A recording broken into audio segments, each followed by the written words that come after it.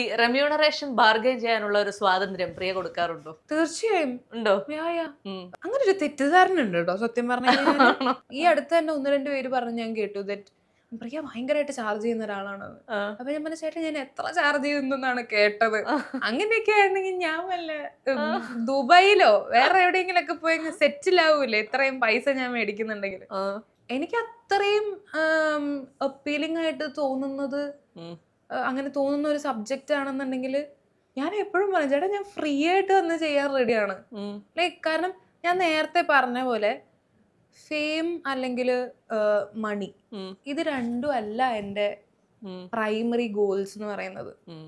എനിക്ക് അഭിനയിക്കണം, എനിക്ക് നല്ല പെർഫോമൻസ് ചെയ്യണം, നല്ല സിനിമകളുടെ ഭാഗമാണ്, ഇതൊക്കെയാണ് എൻ്റെ പ്രൈമറി ഗോൾസ്. അപ്പൊ ഫെയിം എന്നുള്ളതും മണി എന്നുള്ളതും ഒക്കെ എനിക്ക് എല്ലാം സെക്കൻഡറി ആണ്. It doesn't matter.